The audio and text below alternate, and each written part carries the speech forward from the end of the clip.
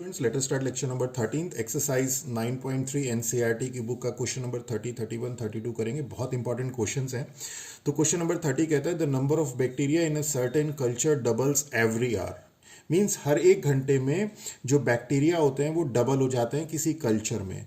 तो ये बैक्टीरिया क्या होता है, कल्चर क्या होता है, अगर हम इसकी बात करें तो बैक्टीरिया तो बेसिकली होते हैं बायोलॉजिकल सेल्स। गुड बैक्टीरिया भी होते हैं और बैड बैक्टीरियाज भी होते हैं। और जिस मीडियम में ये बैक्टीरिया ग्रो करते हैं उसे हम कल्चर कहते हैं। अगर हम एग्जाम्पल की बात करें तो जैसे अगर हमारे पास हम लोग घरों में अक्सर क्या करते हैं, कर्ड बनाते हैं। तो कर्ड कैसे बनाते हैं, मिल्क से बनाते हैं। तो हम क्या करते हैं, एक small amount of old curd इस मिल्क में मिक्स कर देते हैं। तो ये जो small amount of old curd है इसके अंदर बैक्टीरियाज होते हैं, मिल्क में मिक्स करते हैं, मिल्क की प्रॉपर्टी को वो चेंज कर देते हैं और बैक्टीरिया क्या होते हैं, ग्रो होते हैं और वो उसको कर्ड बना देते हैं। तो ये हमारा कल्चर होता है जो कि मिल्क को, जिसमें बैक्टीरिया ग्रो होते हैं और मिल्क को कर्ड में कन्वर्ट कर देते हैं। इसी तरह से जैसे हम लोग बात करें कि सीड्स कहाँ पे डेवलप होते हैं, सॉइल में। तो सॉइल जो है वो मीडियम है। ओके, तो बेसिकली जो ये कल्चर है वो मीडियम होता है जहां पे बैक्टीरिया ग्रो होते हैं। क्लियर? तो बहुत सिंपल है कि बैक्टीरिया डबल हो रहे हैं हर एक घंटे में।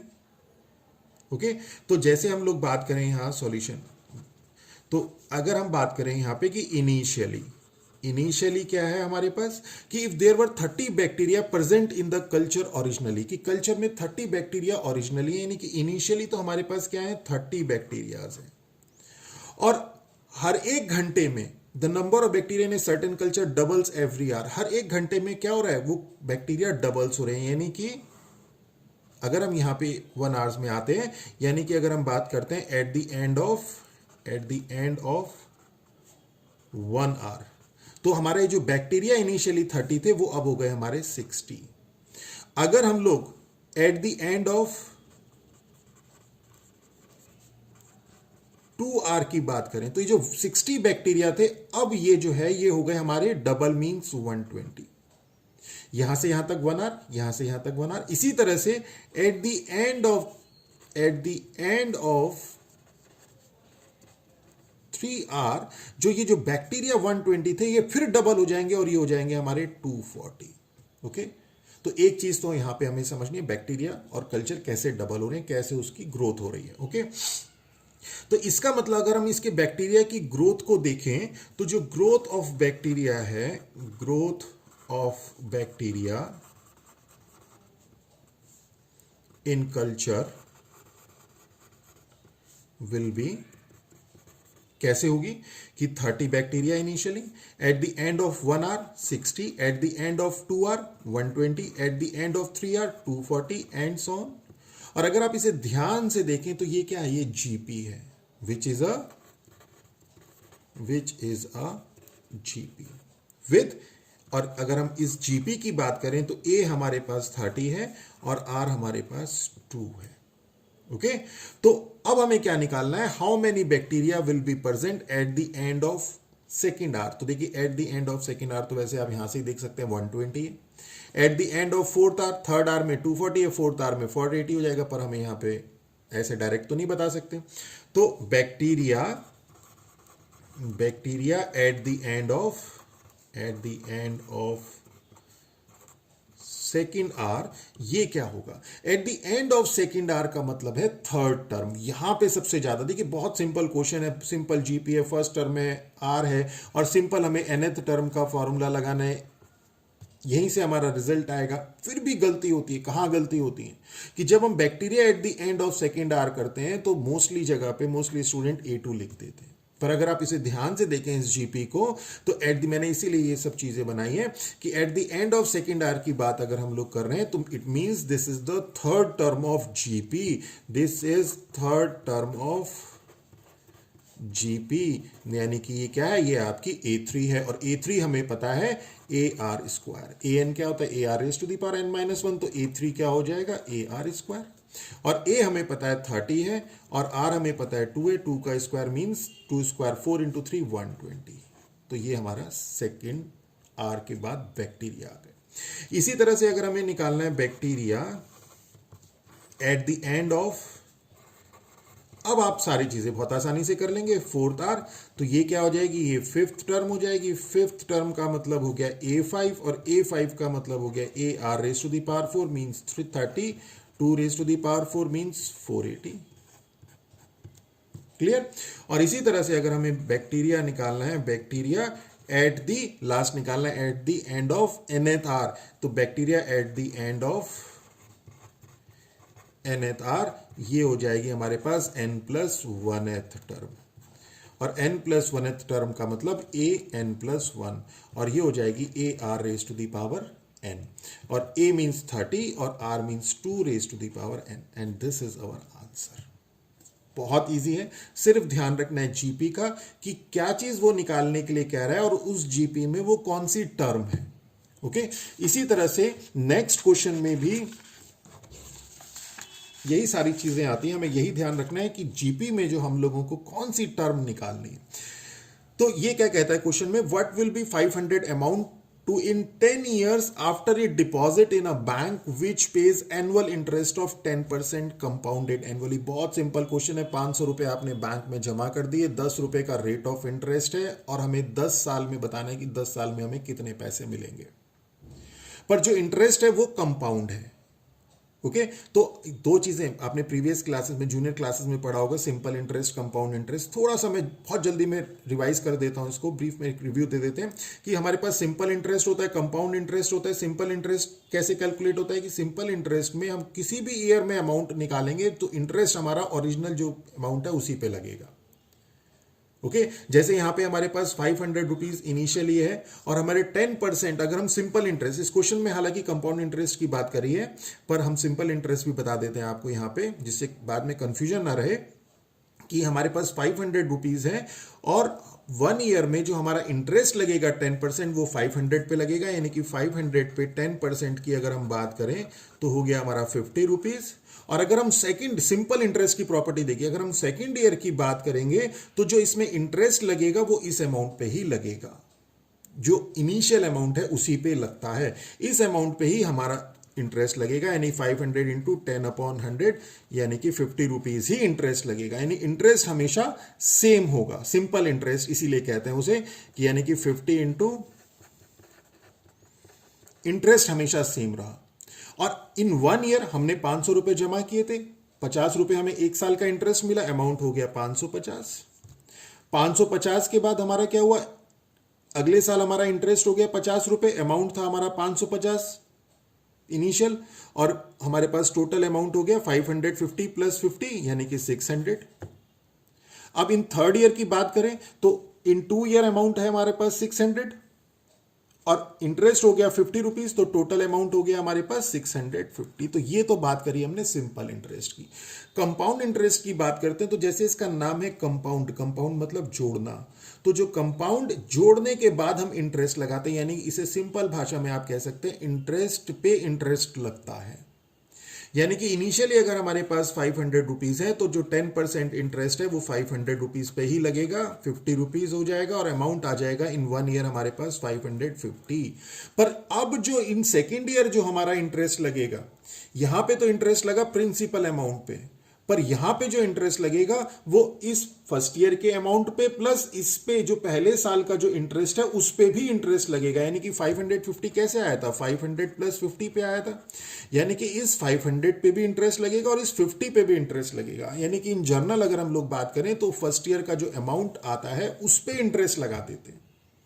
जो हम टर्म यूज करते हैं इंटरेस्ट पेयर इंटरेस्ट, तो वो यहां से आता है कि अमाउंट पे इंटरेस्ट लगाया, फिर 50 रुपीज पे भी इंटरेस्ट लगा दिया, तो जो इंटरेस्ट आया वो इस अमाउंट में ऐड होगा। जबकि सिंपल इंटरेस्ट में क्या होता है, सिर्फ इस पे इंटरेस्ट लगता है।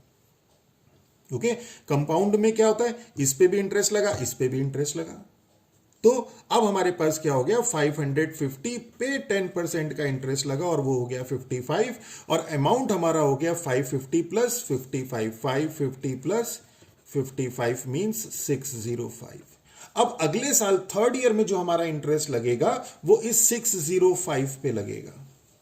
ओके, 605 पे मींस 500 पे भी लगेगा, और जो 105 हमारा इंटरेस्ट है उस पे भी लगेगा। यानी कि 605 पे, ये 500 था, 605 इंटू 10% मीन्स 60.5। और अब जो थर्ड ईयर में हमारा अमाउंट हो जाएगा वो क्या हो जाएगा, 60.5 प्लस 605 मीन्स 665.5। क्लियर हुआ। तो ये हमारे पास है कंपाउंड इंटरेस्ट और ये हमारे पास सिंपल इंटरेस्ट। हमारा क्वेश्चन कंपाउंड इंटरेस्ट का है।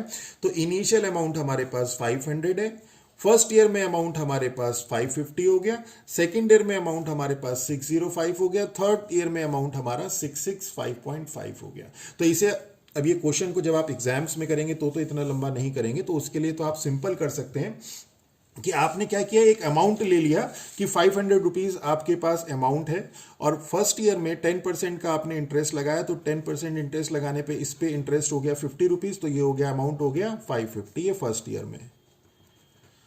अब आपने 10% का इंटरेस्ट इस पे लगाया तो कितना हो गया 55 रुपीज, अमाउंट हो गया आपके पास 605, ये सेकेंड ईयर में हो गया। ओके फिर आपने इस पे 10% इंटरेस्ट लगाया तो ये हो गया 60.5, ये हो गया आपके पास 665.5, ये हो गया थर्ड ईयर में।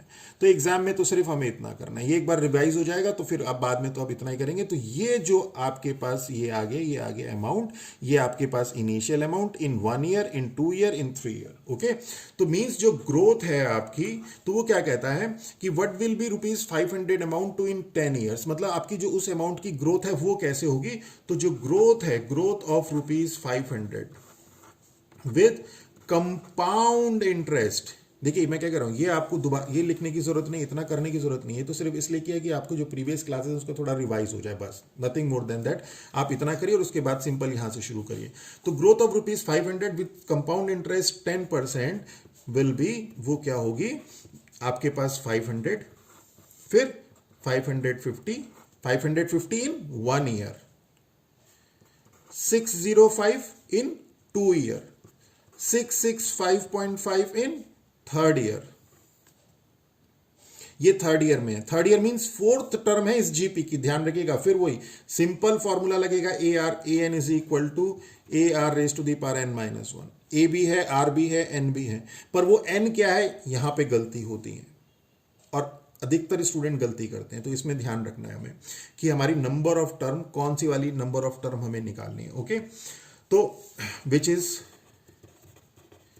GP, okay where A is equal to 500, R is equal to, R क्या हो जाएगा 550 upon 500 means 1.1, 550 upon 500, okay cancel, 11 upon 10 means 1.1।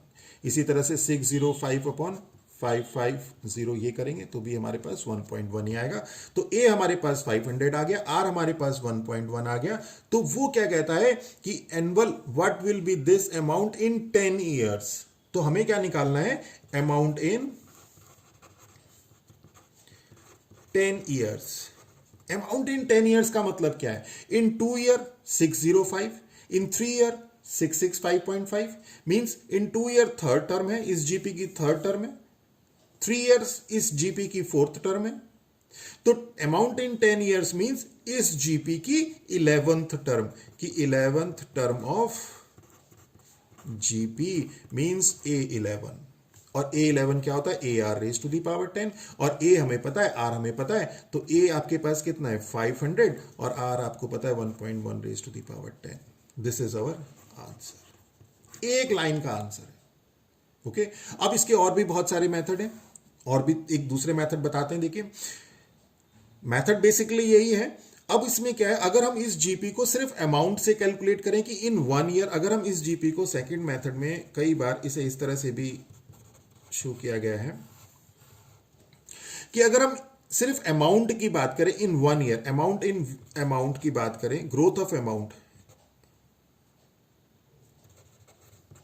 की बात करें, तो अमाउंट इन ईयर क्या हो जाएगा, वो हो जाएगा 550, 605, 665.5 and so on. This is again a GP. Here GP है, here A is equal to 550 और R कितना है, R आपके पास 1.1 है। यानी कि इसमें, इसको हम लाइन खींच देते हैं यहां से, यानी इसमें और इसमें सिर्फ इतना फर्क है कि इसकी जो फर्स्ट टर्म थी वो 500 थी, इसकी फर्स्ट टर्म 550।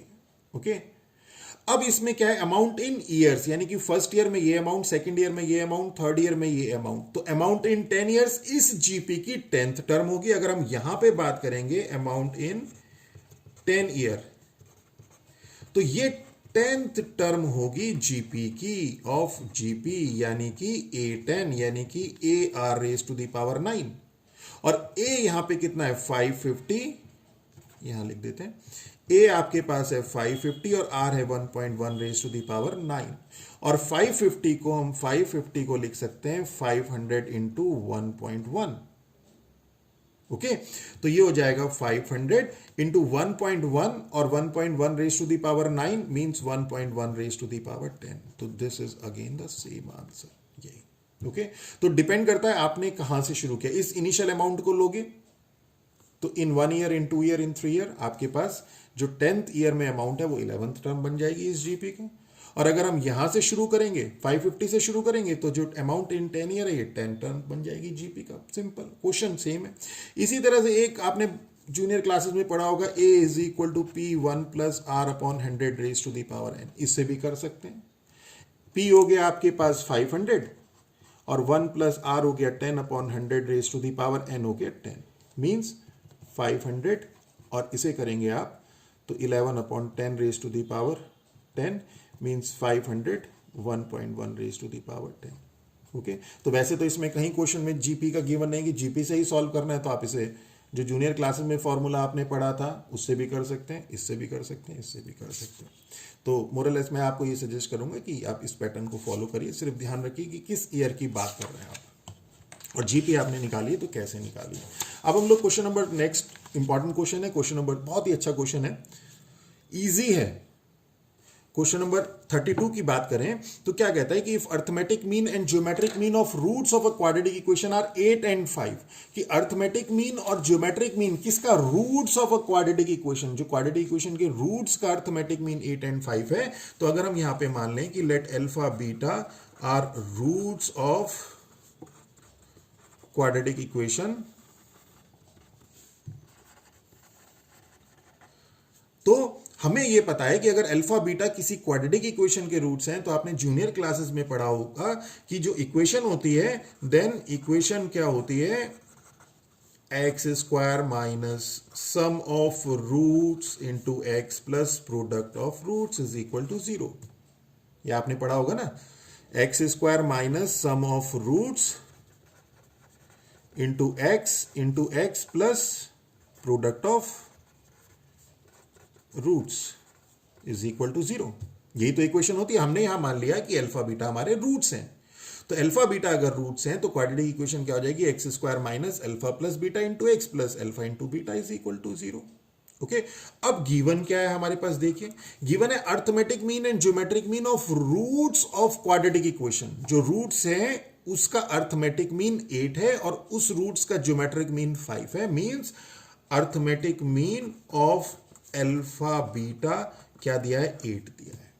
और किन्हीं दो नंबर का, अगर ये ए और बी आपके पास दो नंबर हैं, इनका जो अर्थमेटिक मीन है वो हमें पता है a प्लस बी अपॉन 2 होता है। तो अल्फा बीटा का अर्थमेटिक मीन क्या हो जाएगा, अल्फा प्लस बीटा अपॉन 2, और ये 8 दिया है, मींस अल्फा प्लस बीटा कितना हो जाएगा, 16 हो जाएगा। Say this is your equation number 1, say this is your second. Okay, और क्या गिवन है, गिवन है geometric mean of roots alpha and beta is equal to 5, ये दिया है। Geometric mean of roots of quadratic equation is 8 is 5, और geometric mean A B का क्या होता है, under root of, geometric mean क्या होता है ए बी का, ये होता है रूट ऑफ ए बी। तो यहां पे क्या हो जाएगा, this implies under root of alpha beta is equal to 5, this implies alpha beta is equal to 25, square कर दीजिए दोनों तरफ, थर्ड। अब हम क्या करते हैं, ये अल्फा प्लस बीटा यानी कि सम ऑफ रूट्स आ गया, अर्थमेटिक मीन ने हमें सम ऑफ रूट्स दे दिया, ज्योमेट्रिक मीन ने हमें प्रोडक्ट ऑफ रूट दे दिया, सम ऑफ रूट्स यहां रख दीजिए, प्रोडक्ट ऑफ रूट यहां रख दीजिए, तो इक्वेशन आ गई जिसके रूट अल्फा बीटा है और इसकी वैल्यू भी हमें पता चल गई। तो use second and third in first. तो जो क्वाड्रेटिक इक्वेशन है, क्वाड्रेटिक इक्वेशन ये क्या हो जाएगी, ये हो जाएगी आपके पास x square minus alpha plus beta is 16, x plus alpha into beta is equal to 25 is equal to 0। This is our answer. तो मेरा लेक्चर अगर आप लोगों को अच्छा लगा हो तो मेरे चैनल को सब्सक्राइब कीजिए, हम लोगों को मोटिवेशन मिलेगा, हम लोग और अच्छी बेहतर वीडियो लेके आप लोगों के पास आएंगे। और कोई डाउट्स हो तो आप हमें कमेंट बॉक्स में लिखिए, हम लोग आपके डाउट्स भी क्लियर करेंगे। नोट्स चाहिए तो आप हमें लिखिए, हम लोग आपको ये हैंड रिटन नोट्स भी प्रोवाइड कराएंगे। With that all, thank you.